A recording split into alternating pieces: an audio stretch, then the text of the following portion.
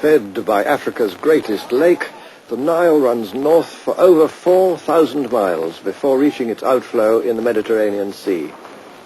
It's the longest river on Earth, and no river anywhere pushes on so relentlessly through mile after mile of vast and rainless desert regions after it's been joined by the Blue Nile tumbling down from the mountain plateau of Ethiopia.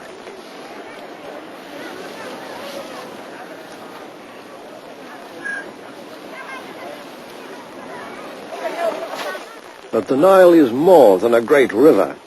It's a whole library of the history we're looking for.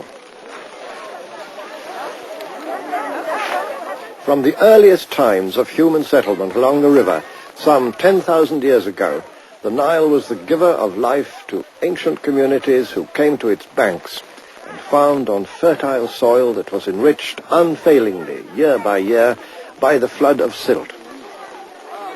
Those early people were among the ancestors of the Egyptians and the Sudanese of today. Others may have come from the Middle East, but the archaeological evidence combines to show that the main lines of incoming migration were from the southwest and the west. In other words, from the African communities of the Sahara.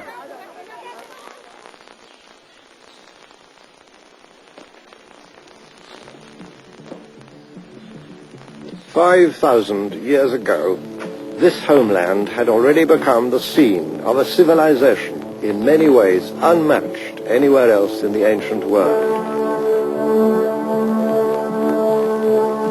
This is where we have to begin, in the Egypt of the pharaohs, in the African land that was the gift of the god of the Nile. It's easy enough to believe within these corridors, built to a gigantic scale and yet wonderfully proportioned, that you've entered a world sprung complete from the lap of the gods.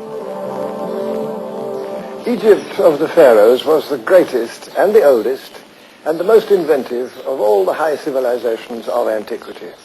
And it flourished for 3,000 years. It set a pattern, an example for peoples near and far. But where were its roots, its origins, its starting point? Most of us have believed or have been taught that the glories of the pharaohs could never have been created by African people or African ideas because, it's been said, Africans could never have built a high civilization. Here reigned for dynasty after dynasty the kings who wore the double crown, the combined crown of Upper Egypt and of the Delta. But what had they to do with Africa?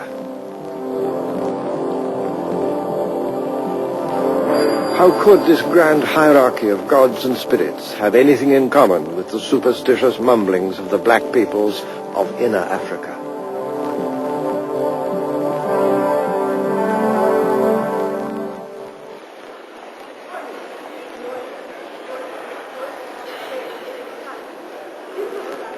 Wandering among the treasures of the Cairo Museum, it's easy to think of the Egypt of the pharaohs as a civilization complete within itself, owing little or nothing to outside influences from whatever source, entirely its own creation.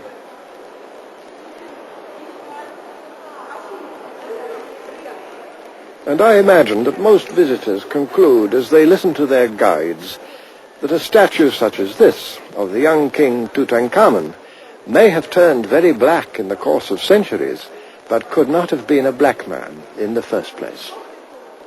It's a view which is now increasingly under challenge, not least from African historians and archaeologists. One of the more outspoken of these is Professor Cheikh Anta Diop of Senegal, who has made a special study of the origins of the people of ancient Egypt. Contemporains des Égyptiens et même des philosophes du XIXe siècle, voici dans le tombeau de Ramsès III, au XIIe siècle avant Jésus-Christ, les 4 races connues des Égyptiens représentées sur le même plan. Ici, vous avez l'Égyptien, le type générique de la race, en noir charbon, si je puis dire, avec toutes ses particularités ethniques. Et sur le même tableau, vous avez le type indo-européen, représenté également, avec toutes ses différences par rapport au type égyptien. du point de vue de la couleur de la peau et du point de vue du vêtement. Et ici, vous avez les autres Africains qui habitaient à l'époque l'intérieur du continent représentés de la même façon que les Égyptiens. That particular painting, however, is a rare exception, the only one, as far as I know, that so clearly makes the professor's point. For the most part, the ancient Egyptians had themselves portrayed as reddish pink, but of course they intermarried with Asians, and even more with other Africans. Many of their noble ladies were Nubians, and lovingly portrayed as such. This painting comes from the tomb of Hemaka, clearly a black lady, with a handmaiden behind her, just as surely white.